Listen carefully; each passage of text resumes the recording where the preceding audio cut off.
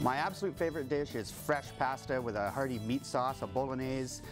It's comforting and it really fills me up after that big race. I'm Jason Frost, race car driver. Our guest today is race car driver Jason Frost.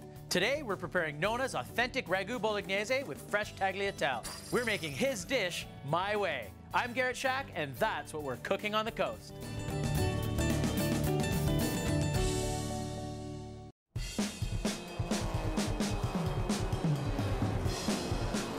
Today we're throwing it into high gear in the kitchen with special guest Jason Frost, restaurateur and gentleman race car driver. Hi, Garrett. How are you, sir? Very well, thanks. Thanks for having me. Today, Jason, in this pit stop, I'm the master mechanic.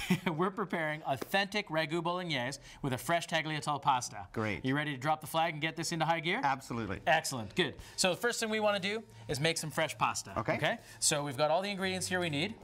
Right here, flour and semolina flour. So just regular all-purpose and semolina flour. Okay. And we're going to want to put this just out on our bench. Have you made fresh pasta before? I have. I'm not real good at it. That's fine. We're going to keep this really simple. We're just going to use a fork here just to mix that up a little bit and create sort of a volcano in the middle of it here. Okay. Want to grab an egg or two there and crack it right into the middle for us. And while you're doing that, I'm going to add just a touch of olive oil. And now I'll get you, actually, to take over the take the driver's seat here, okay. And just start mixing it gently into the center here. Meanwhile, we have to get our bolognese going. Got a nice heavy bottom sauce pot here. Olive oil goes in. Tons of onions and garlic, right? Perfect. About 75,000 cloves. There we go. Let that sweat just a little bit. And today I'm going to use two different types of meat in this. We're using ground beef, so lean ground beef too. I don't want extra lean. We want a little bit of that fat in there because I'm sure, as you know, flavor. Yeah, so the fat is the flavor, right? So we want some lean ground beef, and then we're using some veal. Great. Okay? So those two flavors will go in really nicely in there. I'm going to sneak behind you and grab a wooden spoon.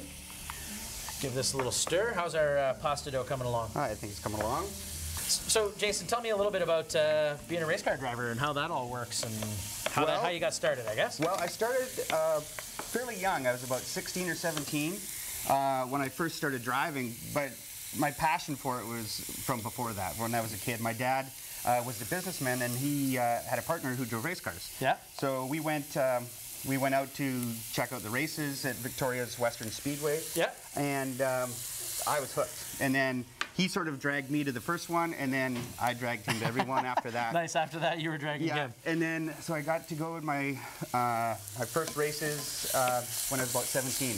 That was your first race behind the wheel? Like? Yeah. The first race was not like the kind of race cars we drive now. It was a street car with a number painted on it. Yeah, right. And it was this fun race that they do at the local track. It was called an enduro, and it was 2 hours or 200 laps, whichever came first. And I started 65th, and I remember I started 65th because my car number was 65. The car number was your starting position. Yeah, right. And somehow, I don't know how we did it, but I finished third. Nice. And so I was hooked. And then you got to paint number 3 on your car. Yeah, exactly. Perfect. All right, this is looking really good. If you want to crack one more egg into that, and then start bringing the sides into the liquid, if that makes sense. Yeah. And that's going to pull our dough together. And then what I'm going to do is go over here to stage left and throw our meat into our sweated out onions here. Okay. Onions and garlic. Put that in there. Just like in a pit, everything's got to be organized and put away properly, right? You have to know where your tools are. Yeah, exactly. We're going to let this saute a little bit, and at the same time, I'm going to go ahead and add my spices here, or my herbs. I've got some dried basil, thyme, and oregano, and these are all just going to sprinkle in. Now, again, so Nona started this at 9 a.m. If we put fresh basil in there, it's just going to be grassy and gross by the time supper time comes. Yeah. So in this case, we want to add dried stuff, and it'll just hold up to the length of the cooking time a little better. Okay. And we're adding a fair bit. We're not adding any real extra vegetables or anything like that. Okay. And contrary to some recipes, I like to use white wine in my in my pasta sauce. Okay. I know it's a bit weird, but what I really want is the flavors of the meat and my herbs here to come through. Okay. So we'll let that come together. Yeah, perfect. Just start bringing it all in there now. Just the idea more behind the volcano is just that your eggs don't run all over your bench, and once you kind of got a bit of a paste going there, you're good. We also need to add some tomato. Okay. We've got some beef stock and some milk that we're going to add into this. Super. Once we get just a little bit more heat in here. I'm gonna throw some white wine in and then add all those other ingredients, all right? Yeah, looks great. Kind of mash it around there. That yellow color from those yolks, right? Like, so again, important to use quality ingredients. So we're using farm fresh eggs there, and you get that really nice color on there. Great. I'm gonna add some white wine to this, as I said. Some beef stock. Adds just a bit of richness, right, when you use a good quality beef stock. Good. And then we've got our tomatoes here. I'm using like half a can of whole plum tomatoes, best quality ones you can get. Stir this around, crank up our heat. So what gear would we be going into here? We'd be cranking into, how many gears are in a race car? Well, they depends on the car, I suppose. Yeah, the cars that we race are short track, oval track stock cars. Okay. So we typically run it in one gear. It doesn't really matter. One gear? Yeah, it doesn't really matter what gear it is. We sort of set the gear ratio by changing the gears in the rear end. Okay. So what you want is your engine to be turning the same RPM as your drive shaft. It's sort of when it's the most efficient. We have a 4-speed. Yeah. And so we'll restart a race or start a race in third, and there'll be a quick gear change, and then into fourth. Okay, and then you just pedal to the metal the whole time, right? Exactly. Okay, that makes sense. Yeah. Yeah, you're not gearing down for corners or coming to stoplights like I am, right? Yeah, so, exactly. Yeah. That's amazing. It's super exciting that you've done these races. I think it's really spectacular. It's fun. It's I was All right, really I'm gonna lucky. take over here. Okay, I was really lucky to get to be able to do it, and every time I get back in the car, I think, wow, that was pretty cool. Get a little giddy, hey? Yeah, absolutely. Yeah. That's awesome. So you saw that we added 3 eggs. We had about 1 cup of all-purpose flour and 1 cup of the semolina flour. Okay. And that looks perfect, actually. And we're gonna let that rest a little bit because we've really worked the glutens and all that in the pasta, right? So we're just gonna set that aside for a little bit. Take a quick look at our pasta sauce here. I added the milk. That again adds a little bit of richness and just this sort of, a bit of a different touch to a more traditional Bolognese sauce. We're gonna put the lid on. Okay. And we're gonna let this simmer probably, we would let it simmer all day, right? Right. But in the interest of television, we'll probably get it speeded up a little bit. Okay. So this is the point where I get to say my part. Okay. All right. We'll be back later in the show with Jason to pull together our Nona's authentic ragu bolognese with fresh tagliatelle. But first, following the break, we're getting out of the studio. You'll want to stick around for that. Well, we got some good work done here. I think that was good. Okay, super.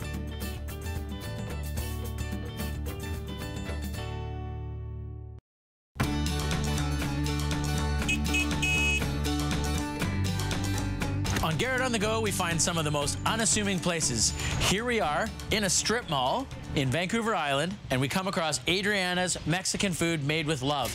It's pretty exciting in there. I can't wait to get in and have a look. There's so many cool products. It's gonna feel like we're in Mexico. Let's go check it out. Hi, Adriana. Yes. So nice to be here today. Okay. Now, I see you're in the middle of something, but before we get into what you're making today, can you tell me a little bit about you and your background? Okay, well, I'm from Mexico, from La Baja Peninsula, La Paz. Okay, very nice place. Yeah, beautiful. Yeah. I came to Canada 31 years ago. Okay. And believe it or not, I was not interested in cooking because that wasn't my profession when I was in Mexico. Oh, really? However, I had to reinvent myself when I came to Canada. And out of a chance, I went to the library and found a beautiful book with recipes, and I fell in love with cooking since that day on.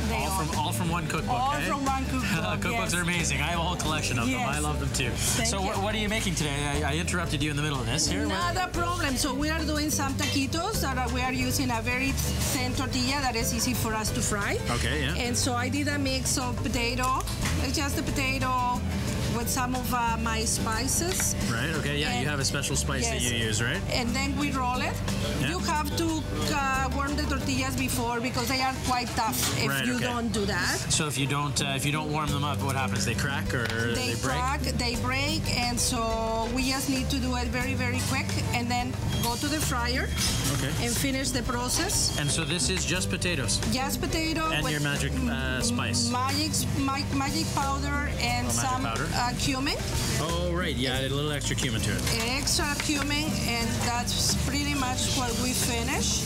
Cumin's pretty popular in Mexican cuisine, isn't it? It's very popular. However, we have to be very careful using it because it overpowers the food, and we are not aware of that. Right, it is a strong flavor. Very strong flavor. We use it, but not to the point where it's going to damage the flavor of our foods. Okay. And so we do the last roll-up. You've made a few of these. You made that look easy. Yeah. So, and they go to the fryer. And then it goes into the deep fryer like that? That's exactly right. And then this is what the finished product looks like here? This is the finished product. Okay. And the way we dress it. So this is a very nice meal for appetizers. Right, yeah. When you serve it at home. Or yes, it's a meal in itself. Okay. So let's say we just have a space for taquitos. Very nice. So and I put a little bit of lettuce on top. And this is a pretty standard dressing, right? Like garnish for your dish. Dressing. So some kind of like a coleslaw, is that what that would be? Yes, coleslaw with lettuce. Okay, yeah. Some cheese. So then we put a little bit of our salsa fresca. Salsa fresca. So there's nowadays we hear about pico de gallo all the time. Pico de gallo. You can call it both ways. It's the same. It's the same. I call it fresca because we do it every single day. Right, okay. So there is not a day that we don't do it. And which one is this here? This is aioli chipotle. Oh, okay, yeah. And then we are going to finish with a little bit of tomatillo. Oh, I love tomatillos. They're such an interesting, kind of like a tomato, but they come in the husk, like a gooseberry or something like that. Gooseberry, and it's nice and tangy, a little bit of sweet. So, but this is the presentation of our potato taquitos. That looks amazing. So, and then to eat it, it's the same thing as a taco. You just get in there. Same thing as the taco. Just get in there. Like this? Yes. You can have a fork close by in case that you need it. Let's use our fingers, hey? Yeah, let's use your fingers as much as you can. Yeah, like that's right. So then you know the... And they are very delicate appetizer, but very filling as well. You know, usually... Lovely crunch. Yes. And that because the tortilla is different. So that you can see the difference between the tortilla you eat in a taco and the taquitos. Yeah, absolutely. Which they have to be nice and crispy. That's what they call it. Thank you. Yeah. But still, an absolutely delicious flavor.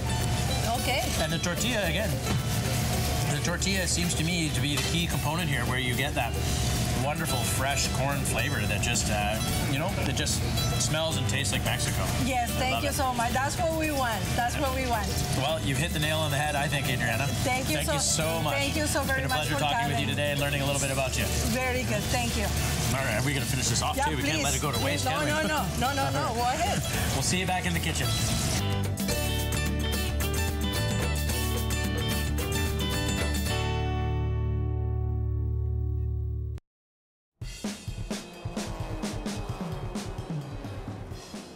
It's back to our kitchen.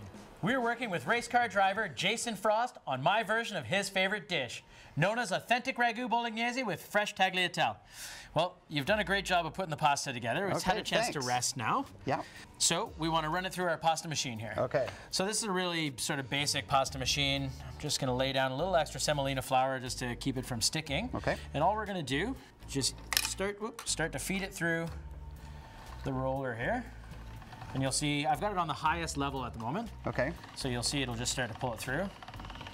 Great. And after each pass, because the dough's a little wet, which is okay, we're just going to add some more semolina flour to it.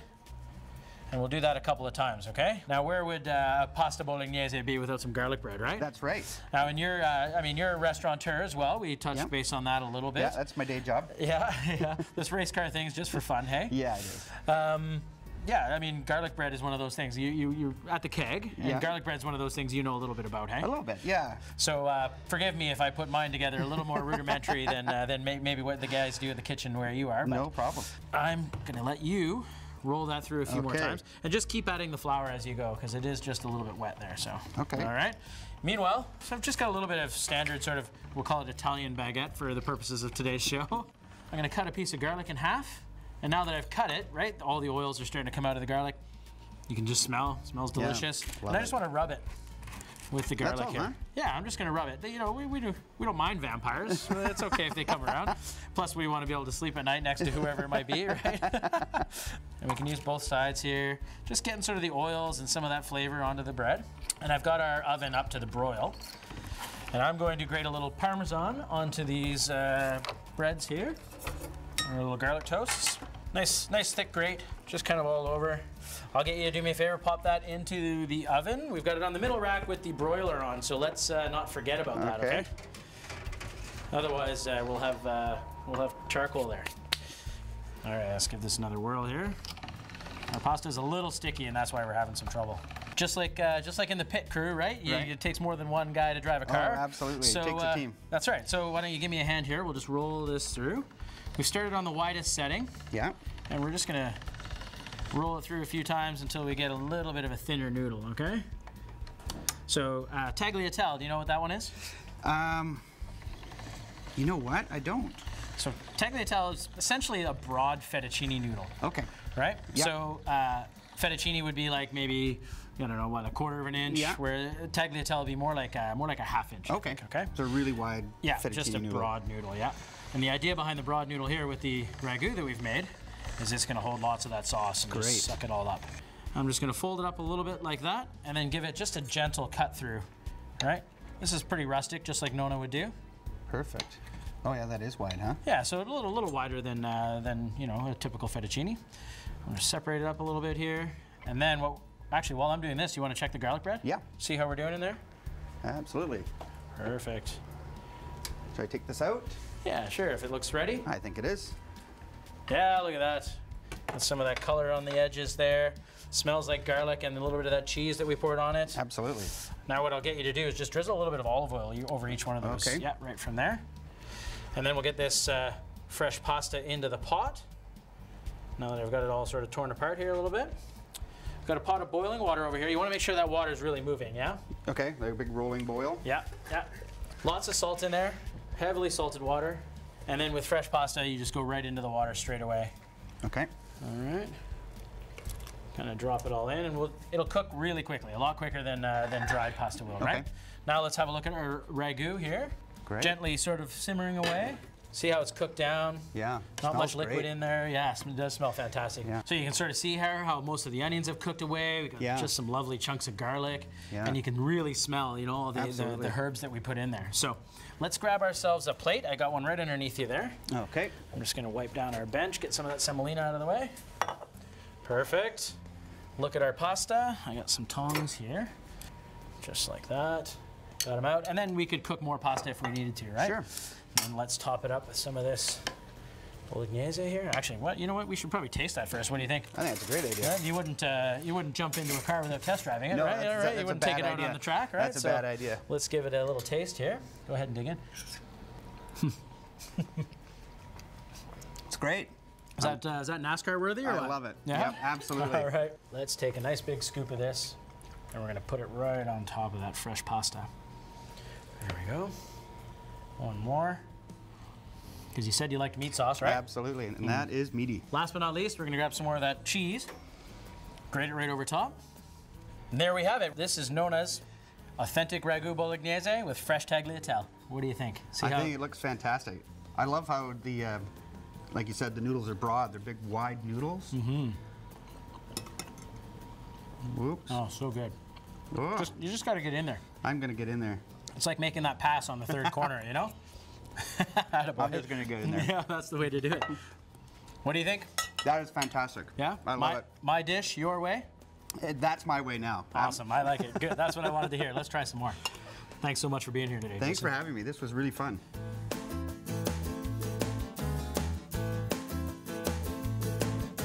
Now, what better way to enjoy our meal than with a choice beverage? With me today is Alisha from CLIVE'S Classic Lounge. Hey, Alisha, how are you? Great, how are you? Thanks for being here today. I always look forward to seeing you on the show. Thank you for having me. What did you come up with to go with this sort of Bolognese ragu? Yeah, well, I definitely wanted to keep it Italian, and there's nothing more Italian than amaro, so we've got a selection of those here. We've got chinar made from artichokes, okay. Abano amaro, which is a pretty classic style, and then Aperol, which I think most people probably know from the Aperol Spritz. Yeah, absolutely. That's a pretty common one. The other two aren't quite as common, though, but now these, would you typically drink them as cocktails, or let's say, Nona's finished making this and she's tired from listening to us complain all day? This is something you'd usually have after a meal, so they're a nice digestivo. So if you're having a beautiful, rich meal like this, lots of good meat, cheese, all that stuff, you're gonna want something to kind of just be kind to your stomach afterwards. So this is gonna be really, really delicious and nutritious. I like it. I like anytime you can medicine. combine delicious, nutritious with a cocktail, I think we're winning, right? Exactly.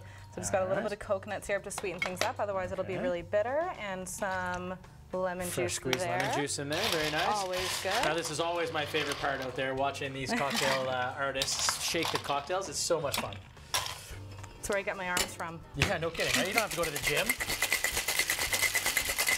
I don't know how to dance like an Italian, otherwise I might have there. No, But that was I pretty can good. barely dance like a Canadian for crying out loud. I love that you use a metal straw too, right? So it's always important, just like in cooking, we taste the food. So mixologists do the same thing. They taste their cocktails beforehand, and Alisha here is using sort of a reusable straw to keep sanitizing so on. It's really cool. Exactly. Save the earth, right? Exactly. One cocktail at a time. That's the goal. All right, this looks amazing. So, hold on one sec. Garnish. Garnish. Yeah, you're right. All right, so there's a little orange there, which will be good for the nose, kind of sweet and fresh. Love that part of it, when you can start to smell it all. Oh, Exactly, yeah. Mmm, smells delicious. Oh, that's amazing. That's amazing. Yeah. I've already tasted it. That so is it's, delicious. I'm gonna give this a whirl. Dig in there, try it. So See how fresh it made goes. pasta. Yeah. Fresh made pasta, and then of course, you know, like Nona might make this Bolognese sauce that's got veal and beef and stewed for a long time. That's nice. The flavors in there are really rich. It goes well. And that pasta really looks like it came out nicely, hey? Definitely. When I heard you were putting all the bitters in there, I was nervous. I was like, okay, those are pretty bitter flavors, but Yeah. the sweetness of the coconut, and then that you get the sort of smell of the orange in the cocktail. It's Get incredible. all your senses in there. You nailed it, Alisha. Thanks. Thank you so much for doing that pairing. Nona would be proud. She'd Thank you for probably be having on me. her butt too, but she'd be proud. Check out our website where you'll find more information on today's show and maybe a few surprises. I'm Garrett Schack. Thanks for watching, and don't forget to savor the flavor. Oh, so good. I think you nailed it with the